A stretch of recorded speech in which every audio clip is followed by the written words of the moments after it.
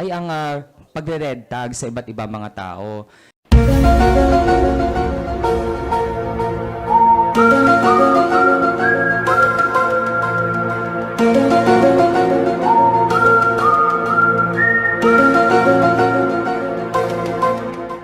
Ni Marcos Jr. At siya mismo, si Marcos Jr. ang nagpapatunay na wala siyang pinagkaiba sa kanyang ama. Pareho lamang sila na pumapatay ng mga mamamahayag.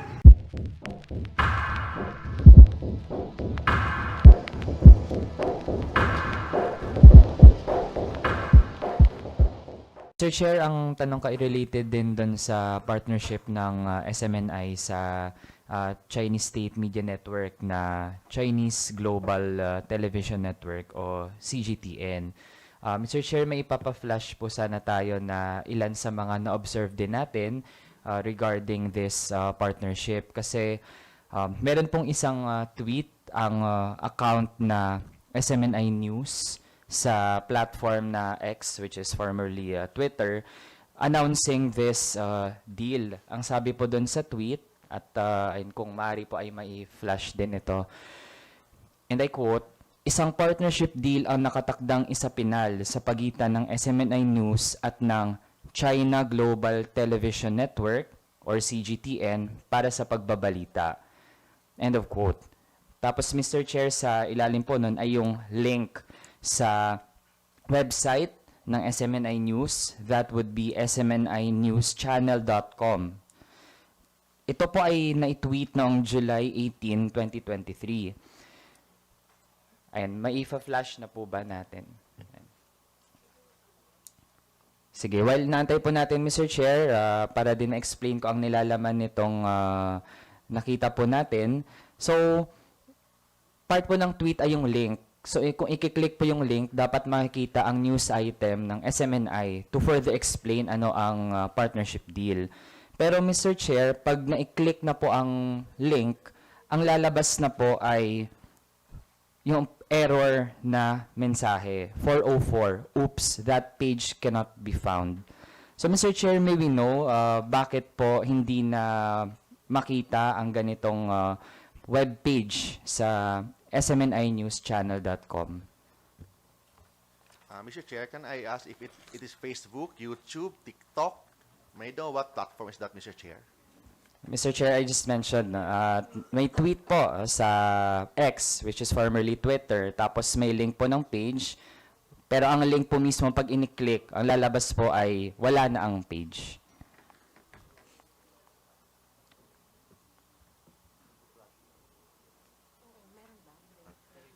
To the best of my knowledge, Mr. Chair, the Facebook, the Twitter, YouTube, tinanggal nila ang SMNI, Mr. Chair. Mr. Chair, ito po ay sa page mismo ng SMNI. It's smninewschannel.com. So Mr. Chair, ang tanging may control po nito ay SMNI, hindi po ang ibang mga social media companies or platforms. If I There's can someone answer. who can answer this correctly.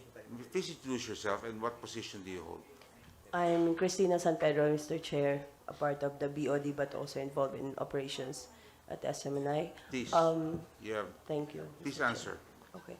Maybe the Honorable Raul Manuel was saying, the link that he was saying was because most of our videos on our website before was hosted by YouTube, and since our YouTube Mr. Chair, allow me to channels interrupt. are taken down. Hindi po connected ang inyong website sa YouTube. Hosting. Mr. Chair, kasi baka malito po ang committee na ito dahil again, ang website po na ito ay mismo nasa news channel or ibig sabihin, nasa website mismo ng SMNI and no other entity has control of that website except SMNI. So, ibig sabihin, Mr. Chair, kung na-take down ang page na ito, it would be SMNI that took it down. So, ang tanong po natin, bakit hindi na available ang ganitong news item which is supposed to explain that tweet regarding the partnership of SMNI and CGTN? If I may, Mr. Chair. Is this your first time to attend the hearing, ma'am? I was here sa first hearing po. Not my first, Your Honor. Were you part of the No, group that no. that received the oath? Just today, Mr. Chair. Okay, so can you please rise and I direct the COMSEC to administer the oath to a member of the Board of Directors of SMNI.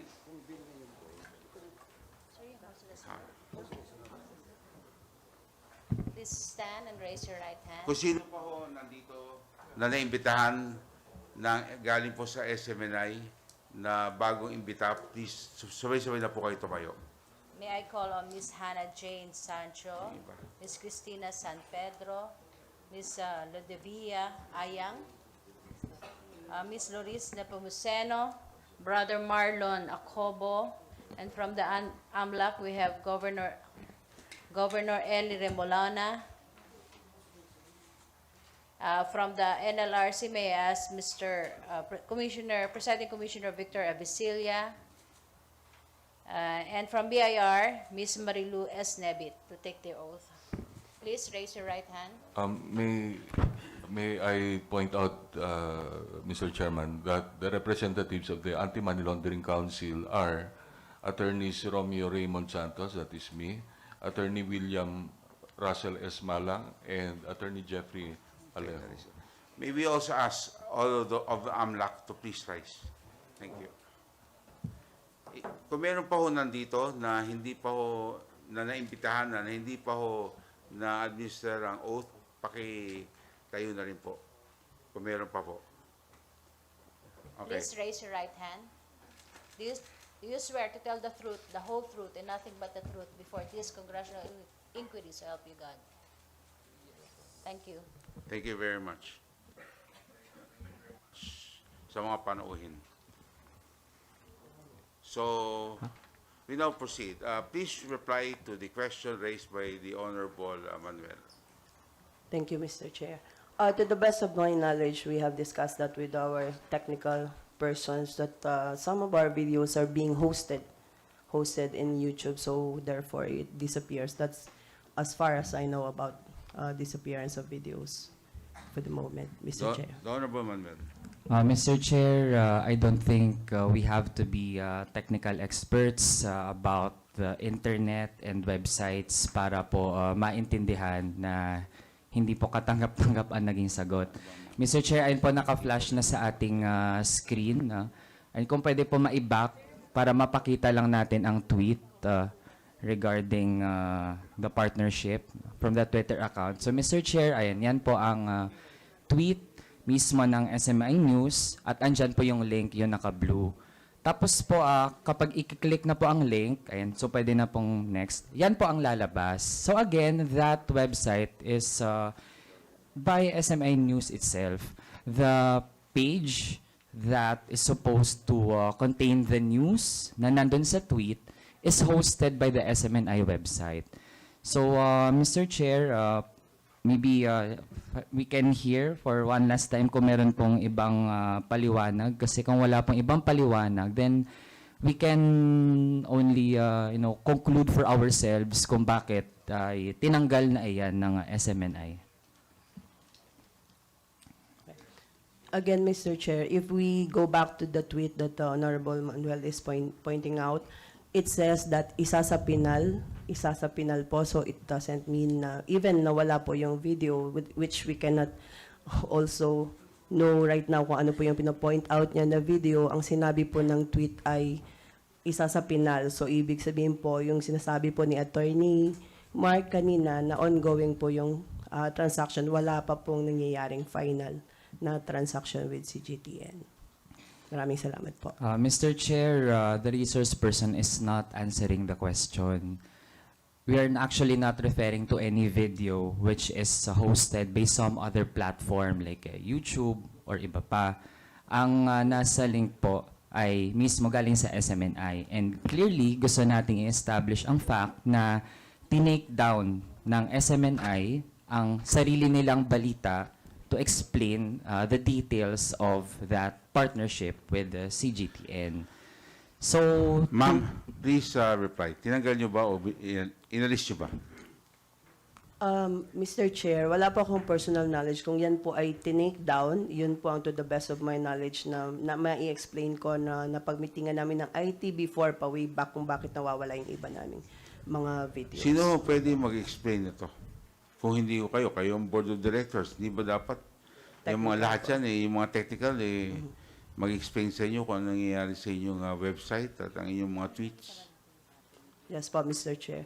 So Can yun you, po, is there a way you can ask that now? And I'll get back to you later. yes po, Mr. Chair. Okay? Thank you. And I know si Attorney Rolex, kino-coach ka rin yan.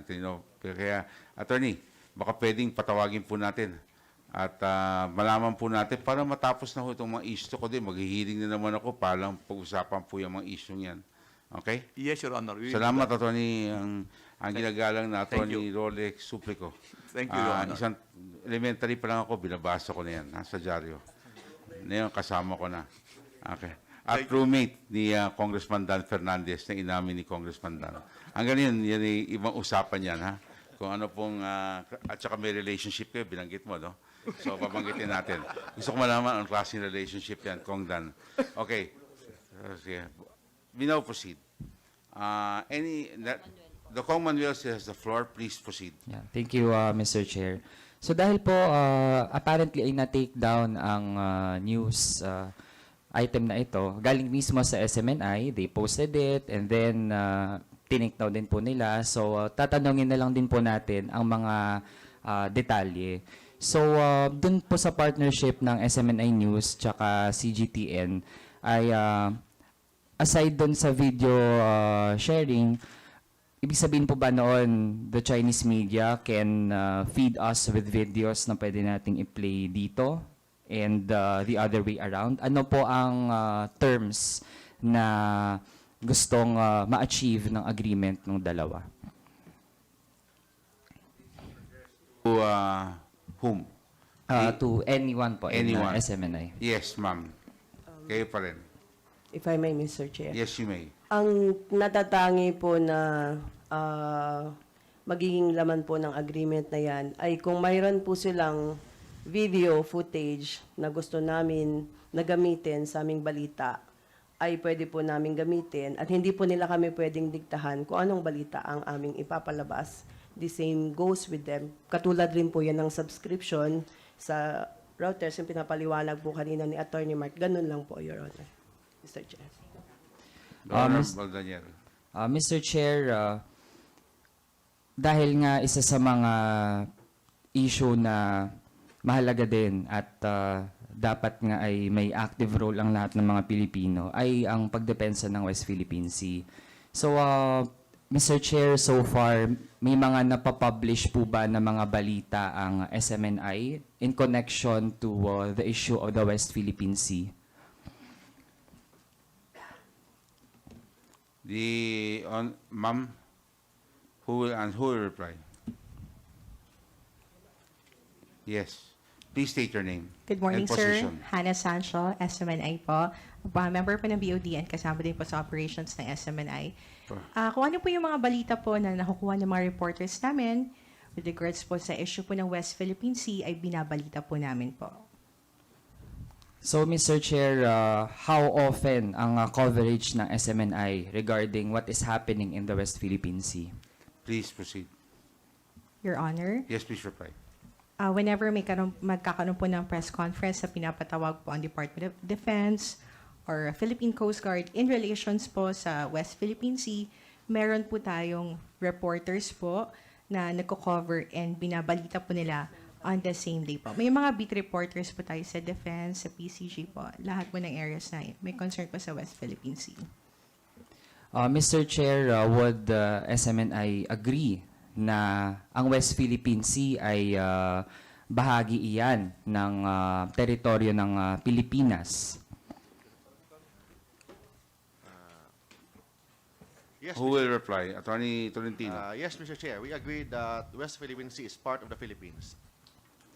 Now, Mr. Chair, with that, paano po natin matitiyak na ang coverage when it comes to this issue ay tunay na magiging aligned doon sa ating claims with the West Philippine Sea kung ang partner mismo ng SMNI ay isang media network na ito ay bahagi talaga mismo o ito ay pagmamayari ng Chinese government. Sama sa Attorney Tolentino. sinasabi ng ating director, hindi didiktahan ang SMNI kung ano yung news na ipapakita. But based only on the video, parang hiraman ng video, same also yung ginagawa ng other media networks na mga subscribers. Kasi yung subscription kasi ng Reuters, yung agency funds, may bayad po yan. But with respect to CGTN, walang bayad po yan. So, yun ang pagkakaiba. But still, ang ginagamit natin, yung mga video clippings, magano na po, but it doesn't mean na may dikta on the part of the CGTN to the SMNI. In fact, per record, Mr. Chair, wala pa pong final written agreement with SMNI and CGTN. Mr. Chair, what is the timeline of that agreement? When is that expected to be finalized at kailan mapipirmahan? Who can reply? Attorney? Yes, ma'am. Thank you, Mr. Chair. For now, wala pa pong timeline itong mga usapin na ito sapagkat lumalalim po ang ating usapin sa West Philippine Sea. Yan lang po. Thank you. Can SMNI elaborate on that, Mr. Chair? Kasi ang nabanggit kanina, whatever is the stand of, for example, China doon sa West Philippine Sea, hindi daw makaka-affect sa kanilang coverage. Pero ngayon, Mr. Chair, ang binabanggit dahil umiinit ang issue, then hindi pa definitely makapagsabi ang SMNI, kailan mapipinal ang agreement? Katulad po ng sinabi ko, Mr. Chair. Yes, please. You have the Yes po. floor. Katulad ng sinabi ko po kanina, wala pa pong final date dahil hindi pa po kami uli nakikipag-usap sa CGTN kung kailan po ito maisa sa pinal. Kaya po ang aming mga balita ay isa sa pinal. Sige, Mr. Chair, kasi ang naging tweet mismo ng SMNI News, ang pinakita natin kanina, ang sabi po doon, the partnership deal is set to be finalized. And ang date po nun ay July 18, 2023. So, Mr. Chair, ilang buwan na rin ang lumipas. Kaya, I think it is timely for us to ask, no? Kasi nga, ang involved dito ay ang patuloy na operations ng SMNI. And we have the right to know kung kailan talaga mafa-finalize ang ganitong agreement, kung ito naman ay titindigan talaga ng SMNI na matuloy.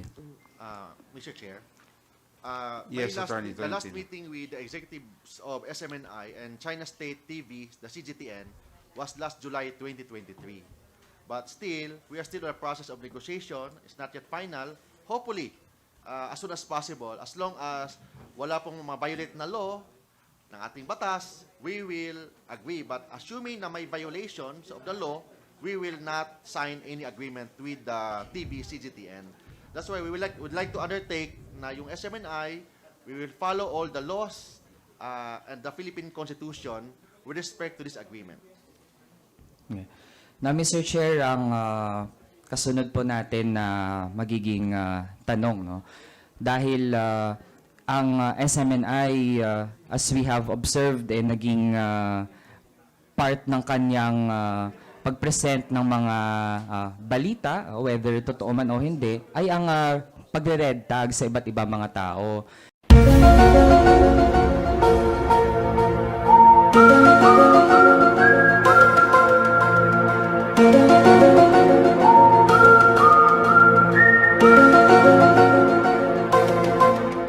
Ang mga kagaya ni Percy Lapid ay modelo para sa mga kabataang mamamahayag kung paano dapat maging matapang, paano dapat matapang na nagsasalita para magsiwalat ng mga katotohanan sa ating bayan.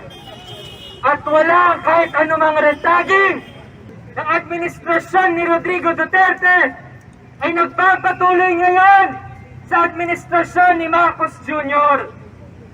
At siya mismo, si Marcos Jr. ang nagpapatunay na wala siyang pinagkaiba sa kanyang ama. Pareho lamang sila na pumapatay ng mga mamamahayag, pumapatay ng mga kritikal na mga Pilipino. Ayaw nila na magpalaganap ng katotohanan. Puro kasinungalingan lamang ang nais nilang mamayani sa ating bansa. Ano ba naman ang aasahan natin sa isang Pangulo na nahalal sa batayan ng kasinungalingan, sa batayan ng fake news? Ganito ang kalaban ng mga mamamayang Pilipino. Ang kalaban dito hindi ang mga ordinaryong tao, hindi ang mga aktivista, pero ang kalaban dito ay ang mga opisyal ng gobyerno sa ilalim ng kanilang panunungkulan. Patuloy na namamayani ang patayan. Ang pagganap ng dugo sa ating bansa ay malinaw na nagpapatuloy sa ilalim ni Marcos Jr. Pangalawa na ito, wala pang 100 days na nakaupo sa pwesto, dalawang mga journalista ang pinatay sa ilalim ng administrasyong ito. Mr. Chair, concerned ang ating mga mangingisda na nandyan sa area na malapit sa West Philippine Sea dahil sila sa totoo lang mahal nila ang bayan, tapos ang at stake dyan ay aside sa territory natin, kabuhayan nila. Now, Mr. Chair, they are very bothered with this kind of partnership dahil kapag halimbawa sila ay nagsalita in defense of the West Philippine Sea, paano sila i-cover ng SMNI kung ganon kasama ang tingin sa mga taong nagpapaabot lamang ng kanilang mga hinaing. They fear that if ever lumala ang nangyayari sa West Philippine Sea, baka sila pa ay i-red tag ng SMNI, tatawaging mga kalaban ng bayan, when in fact what they are doing is actually in service of the goals of our country. The reply, does that, are you asking for a reply? Yes. Attorney Tolentino. We believe, Mr. Chair, that there is no red tagging. We never practice red tagging, and in fact, wala po sa batas ang red tagging, Mr. Chair. So, sandali. So, ang sinasabi ho nyo, hindi kayo nag-red tag. Never. Then Mr. you follow it up by, there is no law Yes, Mr. Chair. that describes red tagging Yes, Mr. or Chair. defines red tagging. Yes, Mr. Chair. Yes. Yeah. Mr. Chair, meron na pong mga bahagi ng ating judicial branch na nag-define ng red tagging. We have Associate Justice Marvic Leonen, nandiyan din ang Manila Regional Trial Court. So, Mr. Chair, andyan na rin po ang mga definitions. And, Mr. Chair, isa nga ito sa mga mabibigat na usapin natin kasi itong nangyayaring red tagging, totoo at real siya na nangyayari. So, hindi natin matanggapin hanggang ngayon ay dinedenay ng network na ginagawa niya ito. Kasi napakarami na pong mga independent outlets and even other fact-checking agencies na nagsasabi na nagre-red tag ang SMNI. Halimbawa, Mr. Chair, so actually, maliban dun sa issue nga, di ba, ng pangre-red tag sa mga defenders din ng West Philippine Sea, ay napakarami ding mga usapin pa. For example, Mr. Chair, we have Verifiles na nag-fact check ng isa sa mga claims ni Lorraine Badoy Partosa. Ang sabi po nila ay for example, we have Jonathan De Santos na isang officer, actually chairperson ng National Union of Journalists of the Philippines, Mr. Chair. So supposedly, if SMNI claims that it is a legitimate media organization, then dapat katuwang niya, no? At pinoprotektahan din niya ang kanyang kapwa media. And right now, they are even appealing to other media outlets to defend its freedom of expression. No? Pero Mr. Chair, inabuso ng SMNI ang kanyang freedom of expression to the point na pati media ay nire-red tag nila. So, Mr. Chair, meron po ba tayong resource person mula sa, for example, media practitioners natin?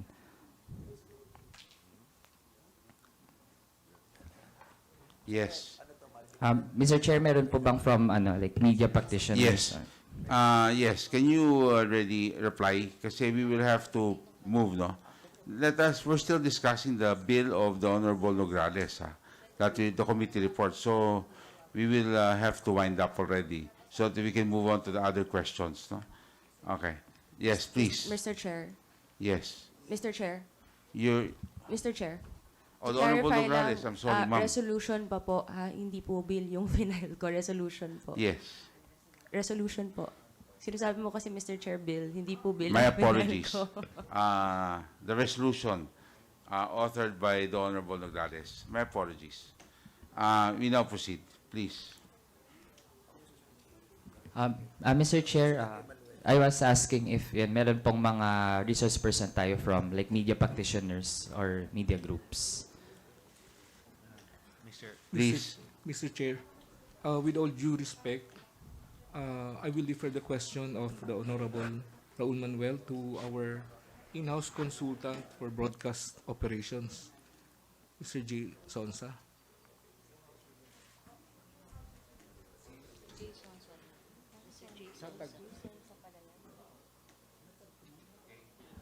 We have in our presence to represent SMNI, Mr. J. Sonsa.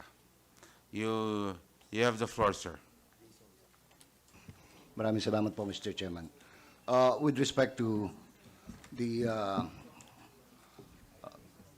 things that were explained by the Honorable Congressman from the party list. Yes, sir. For as long as there is a jurisprudence and there is an approved law pertaining to red tag, I'm sure any and all media practitioners will follow it. In the meantime, that there are no laws, or what he was mentioning were independent opinions of some associate justices. Mahirap pong pangunahan namin ang ating Supreme Court, ang House of Representatives, ang Senate, na gagawa kami ng bagay na hindi naman naayon as we were simply, if there are, kung meron po kayong naiisip na na-red tag kayo, perhaps it was simply because there were descriptions which were pronounced by the very Anti-Terrorism Council. But it is not because it was a personal or a network practice to red tag you. Pero tinitiyak ko po sa inyo, kapag ka may batas na bawal yung ganon, susunod po kami. Maraming salamat po. Yeah. Mr. Chair, to respond and to wind up, we have 3 branches of government. While sa atin po, Mr. Chair, we filed a bill to criminalize red tagging. Pero habang wala pa po yan, hindi ibig sabihin na wala tayong gagawin kapag nangyayari ito. And in fact, kaya natin sinasalang ang mga ang isang resolution and other resolutions at mga batas, panukalang batas dito. Dahil gusto nating mapanagot ang mga actually supposedly nasa media, pero sila din ay nasa forefront ng red tagging na ang batayan nito, Mr. Chair, ay maraming kasinungalingan. Kasi napakadaling maghabi ng kasinungalingan. We can have 1,000 versions of lies. Pero ang katotohanan po kasi, Mr. Chair, nag-iisa lang yan. At yan ang mahirap na gawin. At yan ay dapat ipagkatiwala natin sa mga credible media organizations. And as we can see right now, SMNI is a huge exception. hindi lamang sa journalistic standards, pero sa paano ina-uphold ang katotohanan, Mr. Chair.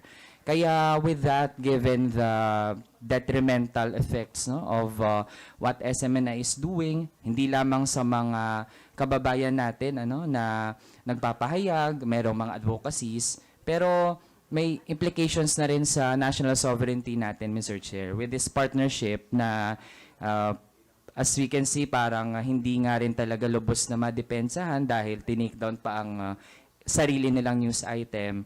So that's why kailangan talaga, Mr. Chair, merong managot doon sa mga maling ginagawa. Mr. Chair, just very quickly, so just want to confirm, as a consultant, Who are you referring to? the one who volunteered to answer just now, si Mr. Sancho ba? Jay Mr. Sonsa. Mr. Sonsa. Hindi Mr. mo Chair, napapanood yan? Sa ano?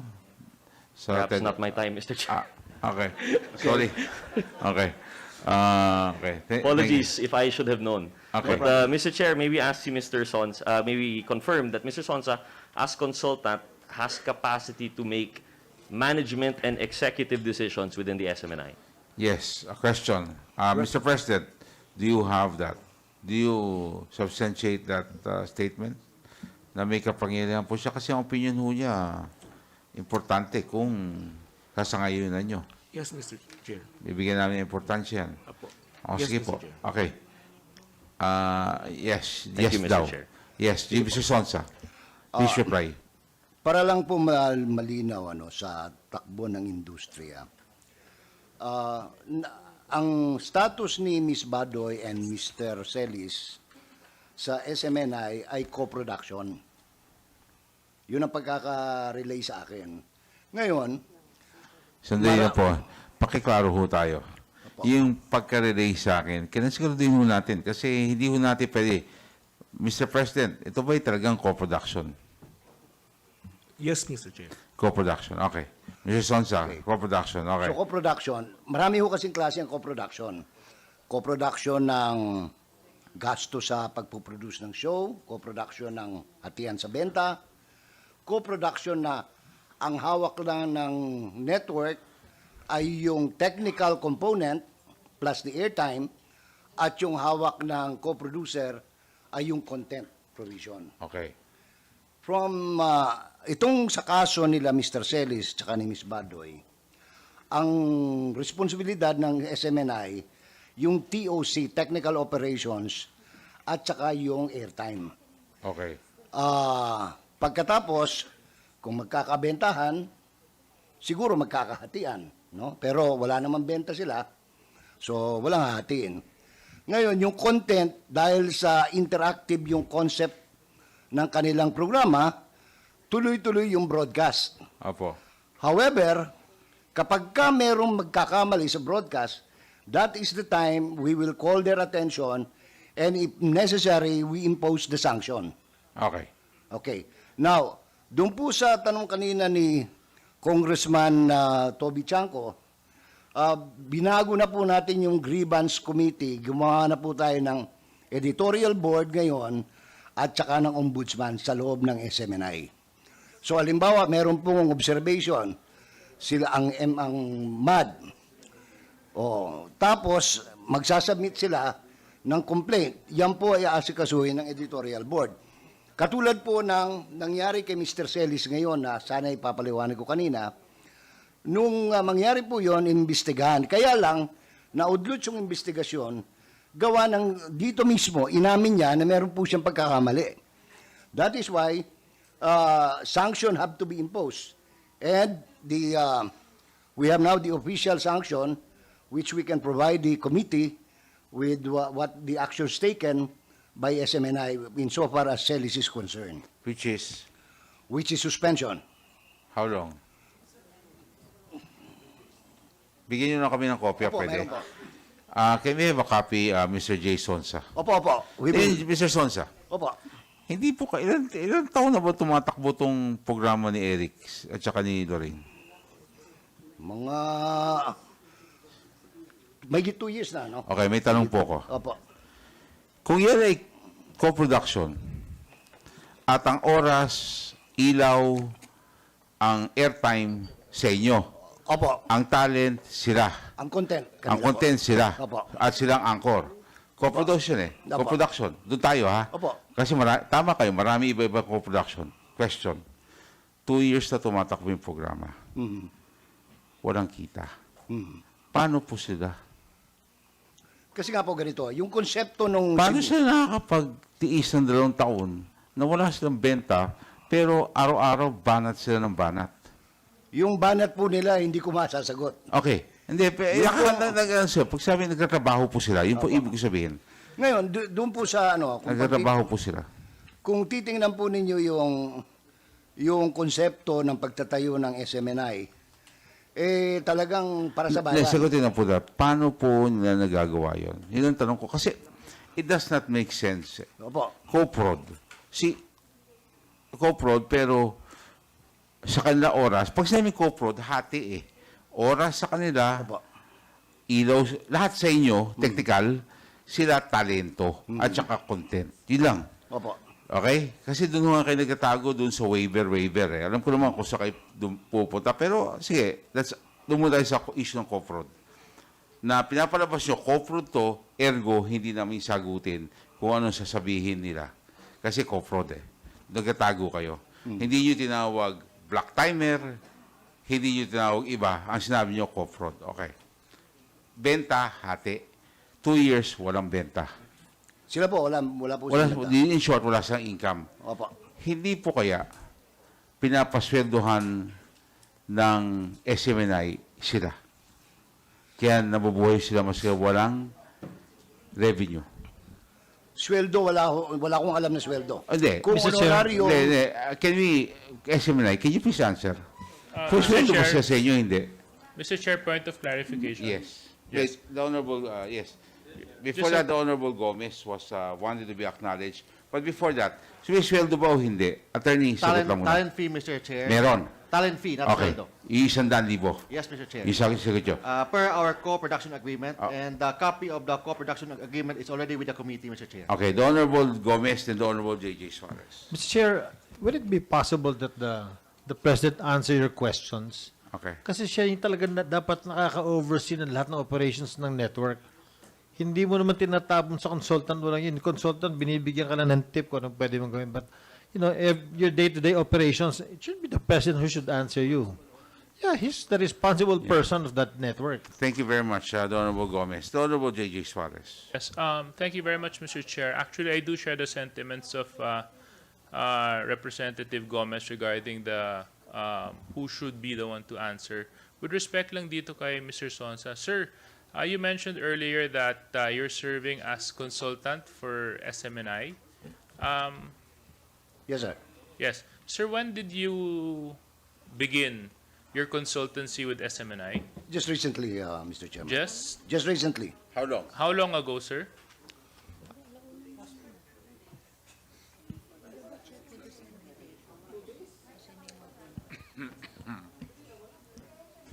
Mr. March Sonsa. 20. Yeah. Kailan po? To be exact, March 20. March 20. Opo. March 20. Do you have any documents that would attest Yes. to your Yes, Mr. Chairman. can you please submit this We to will submit it, Mr. Chairman. Submit it off before the day ends. Huh? We will. Thank and you as very much. consultant, Mr. Sonsak, will you be kind enough to share? Are you receiving any monetary benefits from SMNI? Are you? Yes, Mr. Chair. And would you be kind enough to detail to us how much you're receiving as consultant? The record would speak for itself, Mr. Chairman. We will Which submit is? the record. Okay. Can you just tell us, since there's a record, just tell us.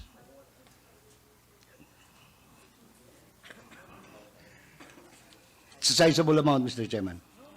Which is This is $1 million. how much $1 million per per month. per month? Yes. Thank you very much. So if the documents are there, Mr. Sonsa, can you, Okay. Mr. Sonsa, since the documents are there, can you be, Silence is requested. The Honorable J.J. Suarez Yes. has the floor. I think you referred to some documents that you were looking at, Mr. Sonsa. Can you please furnish the, Yes, we will, yes, okay, Mr. because Chairman. We just wanted to determine whether your consultancy and how long you have been a consultant. Kasi we've been having these hearings for the past 3 weeks at ngayon lang po kayo lumitaw kaya medyo nakakagulat po ang pagdalo ninyo sa komitiba. But nevertheless, maraming salamat po sa mga ibinahagi ninyo. Thank you very much, Mr. Mr. Chair,